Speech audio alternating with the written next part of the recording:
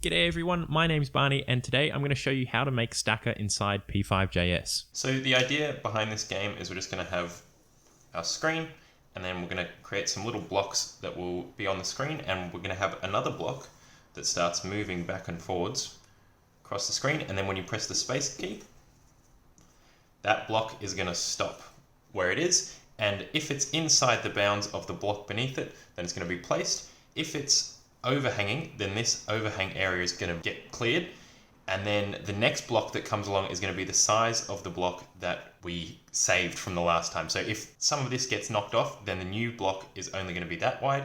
If you got the whole block on the screen, then that block's going to stay the same size, and then over time you're going to screw up a bunch, I imagine, so you're going to lose some of this off the edge. And so then over time, your block that you save is going to be smaller and smaller until you either completely miss or you run out of block, and then it'll be game over. I hope that makes sense. This is a terrible drawing. Let's get into it. Okay, so we're now in the P5 editor online and we've just got a basic sketch that they give you when you first create a new sketch, and we're going to get started. So if we run this at the moment, we just get a white background, and that's because of this background here in the draw function. So in P5js, the setup function gets called once at the start of your sketch, and then the draw function gets called over and over again. So this is where inside the draw function, we're going to put the main logic of our game. And in setup, we can do the setup like the name of the function suggests. So at the moment, we've just got a canvas that's 400 by 400, and in the background, we're just drawing a white background every single time. So I think the first thing that we're going to do is we're going to get a rectangle moving backwards and forwards on our screen. And actually, I might just make that screen a little bit bigger. So yeah, the first thing we're going to do is get a rectangle moving backwards and forwards on the screen, and then when we press the spacebar, we're going to want it to stop. And to do this, I think we're going to need a few things. So firstly, we're going to need the block height. And I'm just going to make this up. I'm going to make it 30 pixels tall. And then we're also going to use a vector to store the information of our current block. So they're all going to have the same height, and a vector only has an X and a Y and a Z. So we're going to use the X and the Y for the X and Y location, and then I think I'm going to use the Z for the width of the block that we're currently drawing. And it's all going to be stored inside that P vector.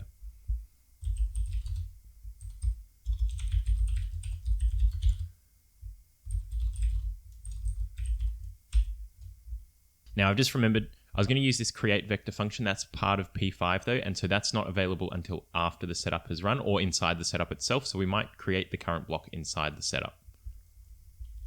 And if we're going to do that, we can't have it as a constant, so I'm going to change that to let. And what we might do is we might create a function that sets up the game for us so that when the game over happens, we can just call that function, it'll reset everything. So I'll call that, I'll call it new game.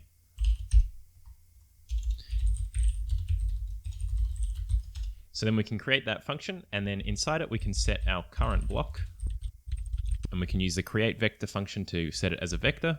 And we'll start with the X at 0, so this means it'll be right at the left-hand side of the screen, and then we'll give it a Y of right down the bottom as well, because we're going to start at the bottom, and then as we create the stack, it's going to move up the screen. So I'll give it a Y of the height minus the block height.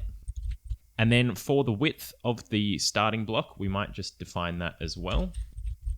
And we will set that to 100 for the moment. And we can use that as the Z of our block vector. If we run this again, you can see nothing happens because all we're doing is we're setting this current block as a vector. So now what we need to do is in our draw function, use that information to draw that block on the screen.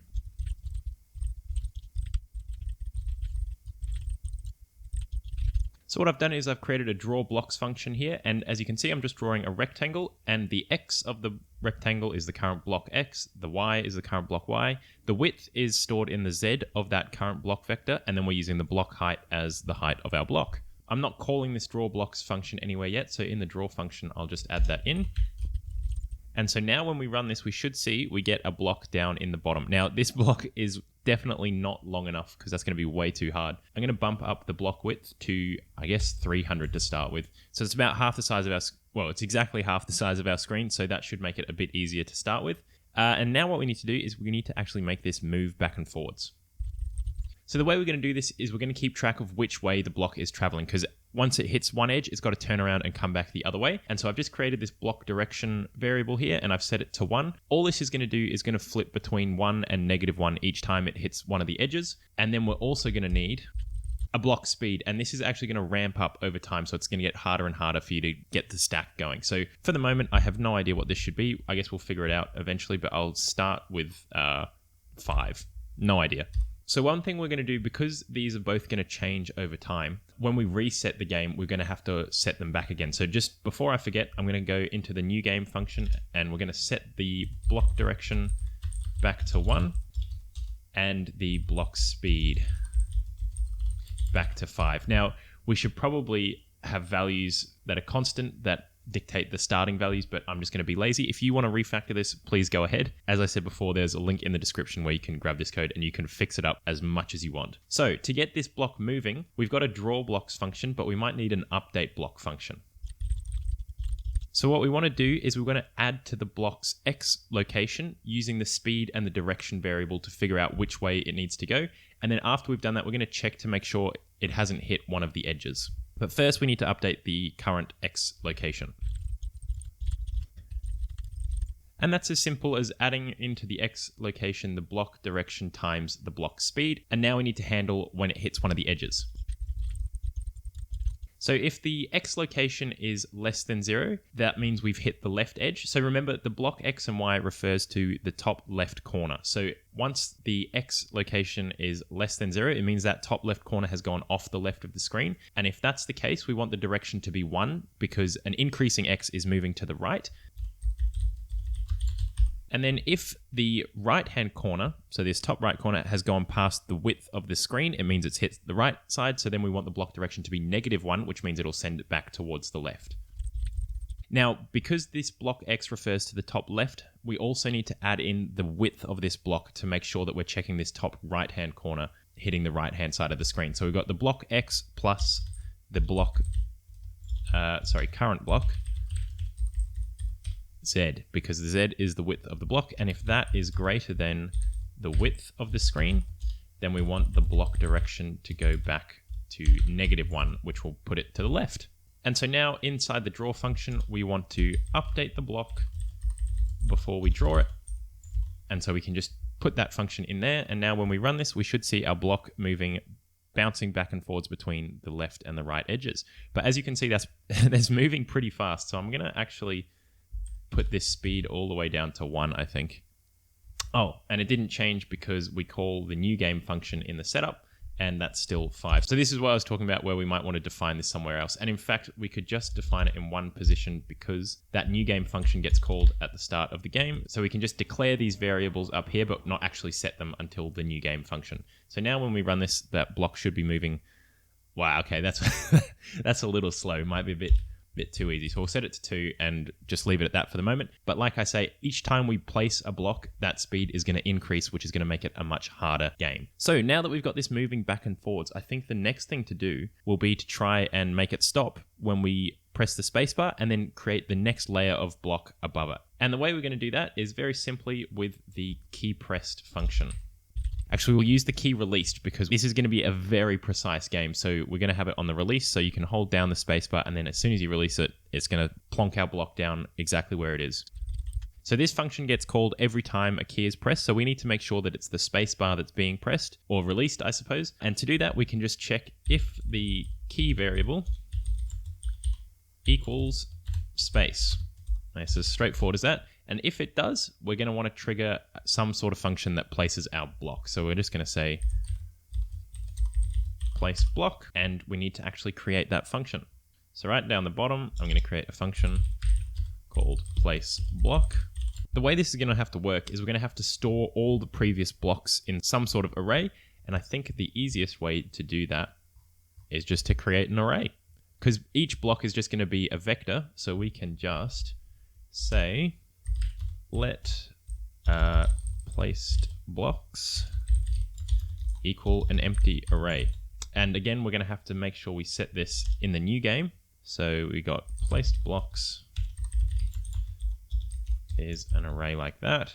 So then when we place a block, we want the current block to be put into that array. So we can just say placed blocks dot push, and we've got the current block, and we pop it into that array. And then what we need to do is we need to create the next current block, which will be one layer up. And so we might just create a function called new block. And so what this function is going to do is it's going to look at the state of the currently placed blocks and figure out where we need to place the new block and also the size of the new block. But we'll get into that a bit more in a little bit. We'll just create a next block for the moment because checking where it's placed is going to be a bit more tricky. We're always going to start with the block on the far left-hand side of the screen. So the X position is always going to be 0, but the Y position is a bit more tricky because it depends on how many placed blocks there already are. So what we're going to do is we're going to say that the height is the placed blocks dot length. So I'm going to have to think about this a bit more. So there's going to be this height of the current stack of blocks. So we'll say the block stack height.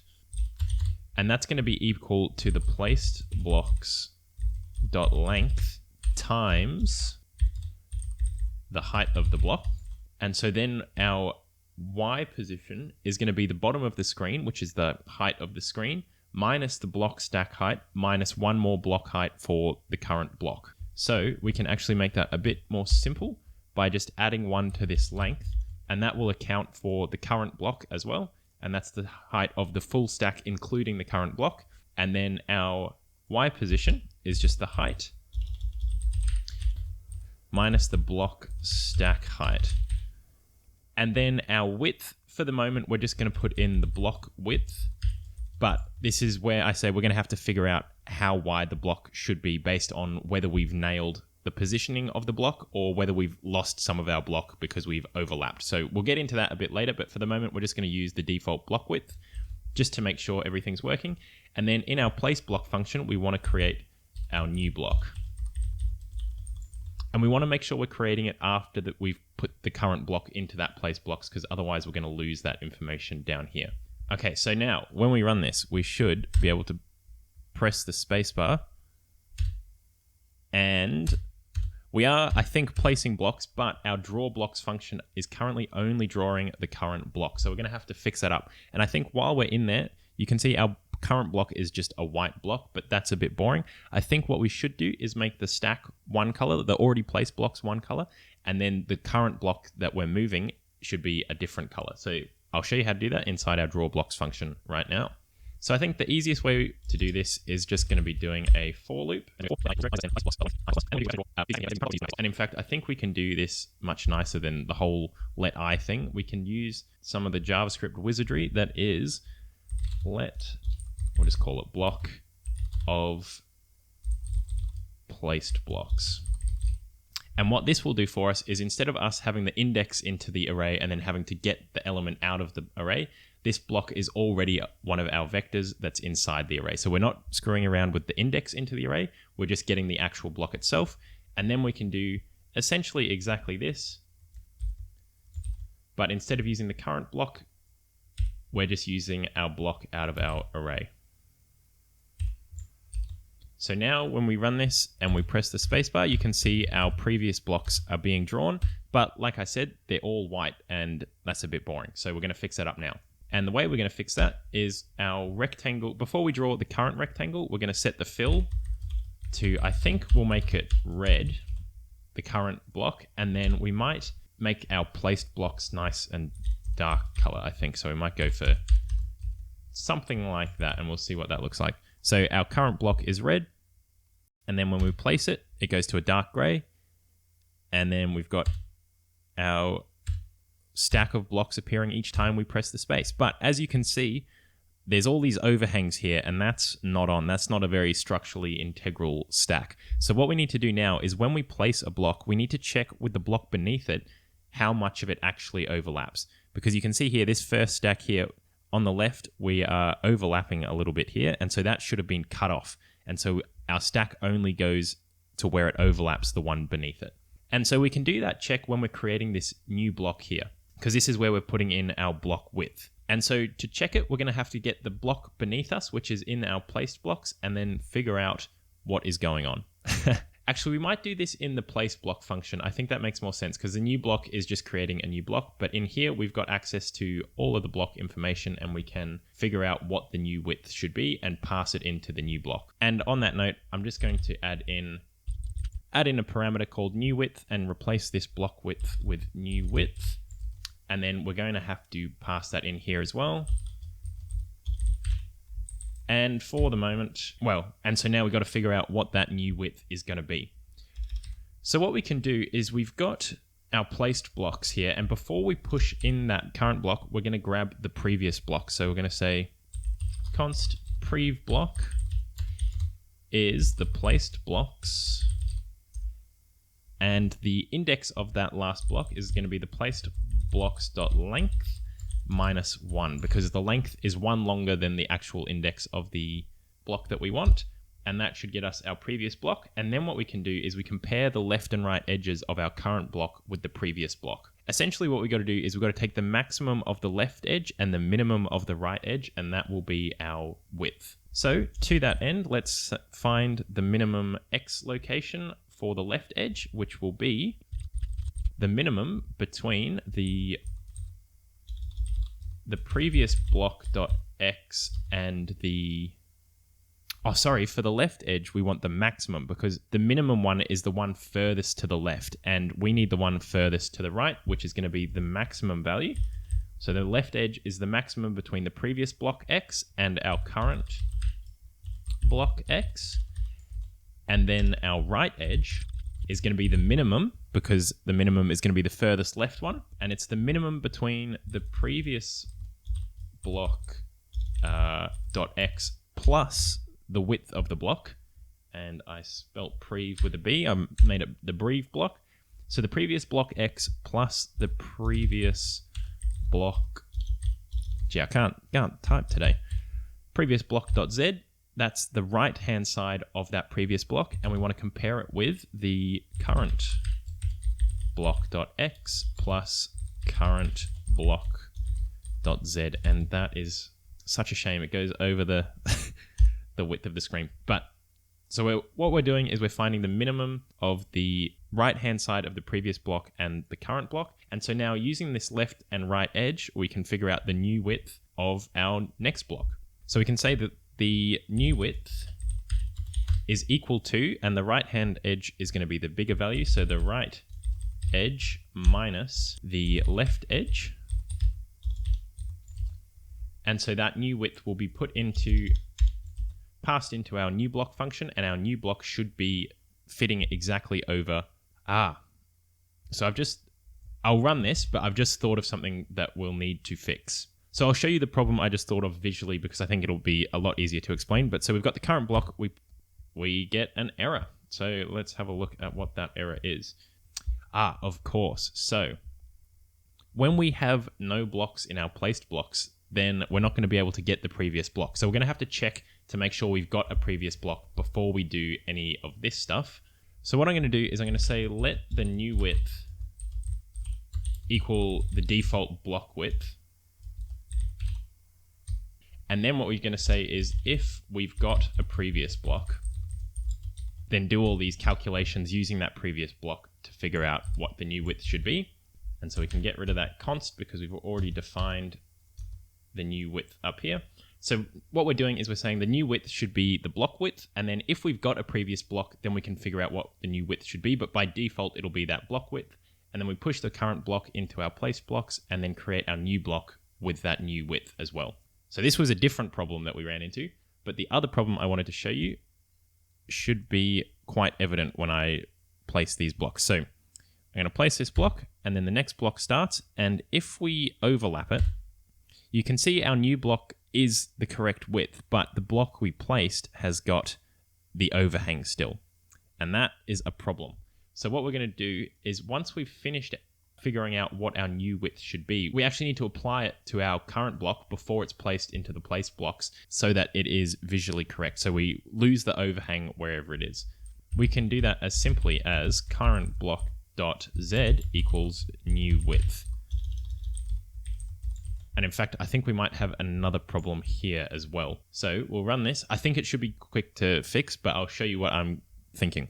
So we can place this block, and then if we have the overlap, you can see it cuts off that overlap and our new block is the right width. However, if I overlap to the left, you can see the problem. So the X position, the width is correct, but the X position is way off. So we've just got this floating block here, and our stack is now hovering, which again, not very structurally sound. So what we need to do, as well as setting the width of our block, we also need to set our current block.x to be the left edge that we have calculated. But the left edge only exists if we had a previous block. So we might just put these things inside this because they only really apply if there is a previous block. And that should fix this issue of our floating blocks here. So let us run this again, and we can place a block, and if we overhang to the right, it's all good. And then if we overhang to the left, it is also all good. So our stack keeps growing and growing. However, I think we will have a problem of... yes. So if we place our block somewhere that it shouldn't be, as you saw with this block here, our calculations get all sort of wacky. So what we need to do is we need to detect when this occurs, and we've got some other funky stuff going on here as well, but we'll ignore that because I think that's a product of this issue here where we should have ended the game. To detect this here, I think all we need to make sure is that our new width is greater than 0. So if new width is less than 0, I'm just going to print that out for the moment. And we'll check to make sure that it does actually pick up when it should. So if we try and get ourselves in a situation where we can miss, we get the game over. And if we do it again, we keep getting game overs. So that is excellent. So now we can detect the end of the game using this little bit of logic here. And when that happens, we can go into an end game state, or we can just simply call new game, and that should reset everything for us. So I'll just play very badly to make us lose the game, and you can see we go straight back to a new game. However, there seems to be something funky going on. I think it's a very simple thing. If we're creating a new game, we were still doing this old stuff here. So we were creating the new blocks and everything, but then we were doing our new block routine. So if we need to have a new game, we just want to return after we've set up that new game. And so now we should be able to play really badly, and we get a completely new game ready to go.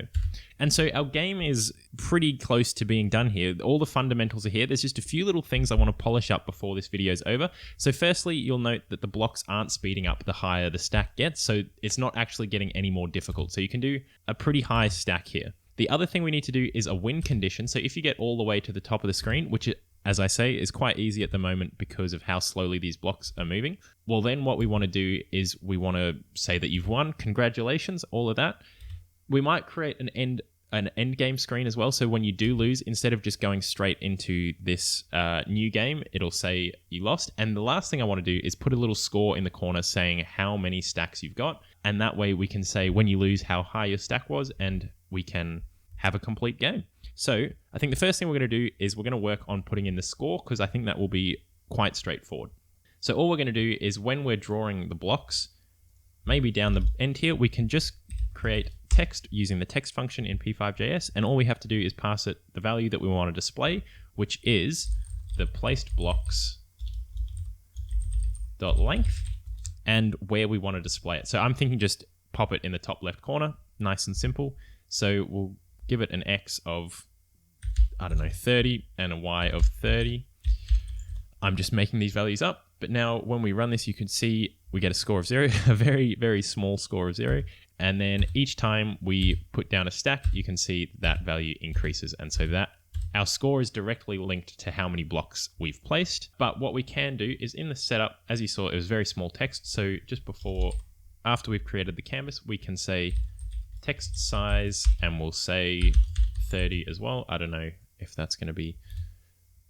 That works for me. If you want to change it, obviously, you know where to come. So with that out of the way, let's make these blocks speed up every time we place a new block. And that's going to be very simple. In our placed block function, all we need to do is after we've placed a block, we can just say that the block speed we can increase it by, I don't know, 20%.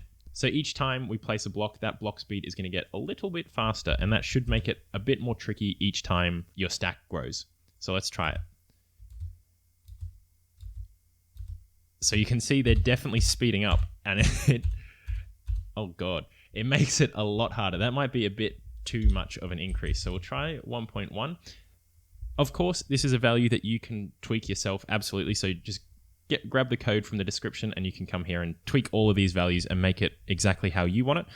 I think we're going to try 1.1, and I think I'll just leave it at this regardless of how it is, just to move on, but you know where to come if you want to change it. Because I still want this beatable so that we can check the...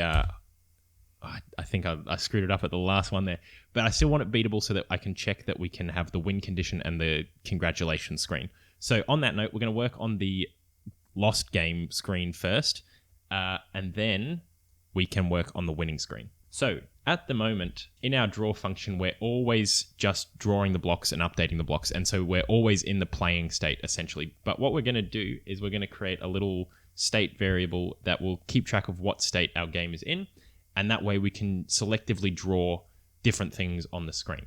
So we'll just say let menu state equal... We'll call it playing, and what we might do is we'll go const state playing equals playing. Now, of course, these don't have to be strings. You could make these just numbers, or I think JavaScript has enums as well. I'm just going to keep it as strings to make it nice and simple, but that's definitely something that you could look into and change. So we're also going to have a state for losing, and we'll call that lose, and then we'll have a state for win, and that's just going to be called win. And then by default, the starting state will be the playing state. So now what we can do is in our draw function, we can say if the, what did I call it? Menu state? Menu state. So if the menu state equals state playing,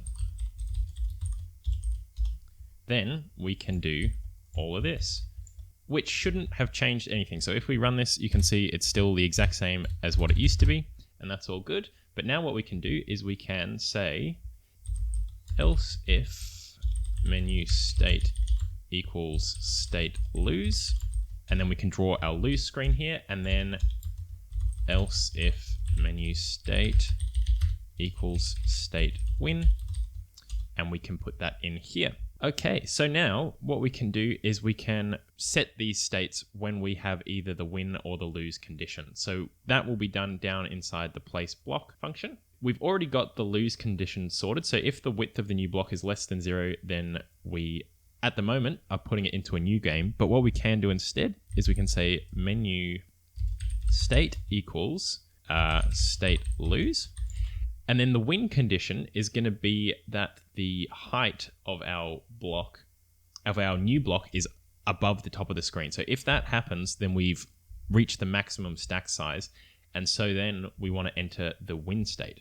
And so we've got that block stack height down in the new block function. So it's a bit messy, but we're just going to put the win condition in here. And so we can say if the block stack height, and actually, because this is going up the screen, the top of the screen is the 0 Y position. So if the block stack height is less than 0, then we can say that you've won. So we can say menu state equals state win. And we also, having learnt our lesson from the previous one, we want to return after we've done that. Now, when we place a new block and we win, we are setting that in the state and we return. So now we're actually setting these states. So now when we enter these conditions, we should see that we get nothing drawn, because if we're in those states at the moment, we get nothing. And we can quickly check that by just instantly losing a game like that. And you can see we get nothing drawn, which isn't ideal, but we're going to fix that right now. If we lose, we're just going to draw some text on the screen and we're going to say, sorry, you lost, with a little sad face. Actually, we might make it a crying sad face. And we're going to draw that right in the middle of the screen. And to do that, we actually want to make the text mode text align center. Sorry, I did the English spelling of center there, not the American one. We want it to be aligned to the center. So this means that the position we give it is actually going to be the middle of where the text is, whereas before we were doing it as the top left. And in fact, we might just move this into our setup because I think we're always just going to want our text aligned to the center like that. So then if we lose, we're going to print this text and we're going to make it right in the middle of the screen. So width on 2 and height on 2. Jeez, that's shocking typing skills. And we're going to set the text size to be probably a bit bigger. So we might set it to say 60. And we're going to make the color of the text to be red. So 25500. So we might need to actually reset this text size in here when we're drawing the playing state. So when we're playing, our text size is 30. When we're in the lose state, then we're having it as 60 and we're making the fill to be 255. And then we're pretty much going to do the exact same thing inside here when we're in the win state, but we are going to make it say something a bit nicer and say, congrats, you won. Hooray. And instead of it being red, we're going to make it green. Very generic, I know, but that is the genius of my game design. So that's that, but there is one more problem that I will address in a minute. So if we lose a game again, you can see we get the sorry you lost. That's a bit of a wonky looking crying face, but I do feel pretty sad. But you'll notice that we now can't do anything. So we're stuck on this screen. So what we've got to do is in our key released, we're still going to use the space key, but if we're in the playing state, then we want to place the block. But if we're in the win or the lose state and we press the space key, we're going to want to start a new game. So very simply, if the menu state is the state playing, that's when we want to place the block. And then otherwise, we want to do a new game and set the menu state to the playing state. And then what we might actually do as well is in both of these cases, on the lose screen or the win screen, we're going to set this text size back to 30, and then we're going to give a little prompt. So we'll give them the hint to say, press space to start a new game. And of course we need to give it a position, so we're going to align it to the middle of the screen again in the X direction, but then on the Y direction we're going to go the height on 2. Actually we might do, I don't know, 3/4 of the way down the screen. So the height times 3 on 4. And that should place it somewhere down here. And then we're going to do the same thing exactly on the win screen. So if we run this, we've got our bar, and if we quickly lose a game, and then on the lose screen it says press space to start a new game, so we can press space and a new game starts. And now I've got to concentrate very hard to try and actually win a game to show you the win screen. Oh gosh.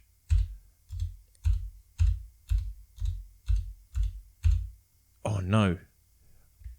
Okay, so we might have to be a bit more clinical in how we handle the win screen. I thought I had that. I'm gonna drop the speed to not increase and see if I can win a game quickly.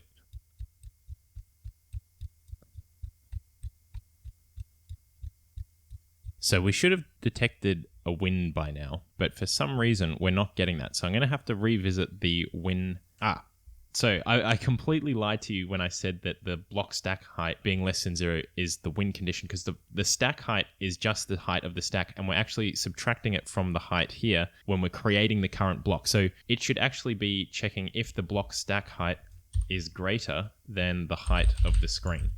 I'm sure you probably were screaming at your screens when you saw this. I'm terribly sorry about that. Now I've got to try and win a game all over again, but we'll see how we go. So let's go. This is... Oh, I shouldn't have started talking. I was about to say how good the game was looking, but I completely jinxed myself. There's a few class touches in here, though. And there we go. Congrats, you won. Press space to start a new game. Now, of course, I was playing on the easiest mode where the speed of the block doesn't increase at all. But there we go. We've got a stacker game created from scratch in P5js. So you can see with the speed increase, it makes it a lot harder. Hey, there we go. The speed increase makes it a lot harder to win the game. And there we go, we've created Stacker, which is an iconic game. I'm not sure, I don't know if I've ever actually played a real version of Stacker. So if I've got this completely inaccurate, I'm terribly sorry. But maybe that could be a great exercise for yourself to grab the code in the description and then fix it up to be whatever the correct definition of Stacker is. There are so many things you could do with this, like putting in a background image instead of just the white background that I've got, or using images for the blocks instead of just drawing rectangles. There's a ton to be done. I really hope you've enjoyed and learned something maybe along the way. YouTube reckons you'd enjoy this video next, and otherwise there's a playlist here with all my other P5js videos in it, so you can become a code wizard in no time at all. See you next time.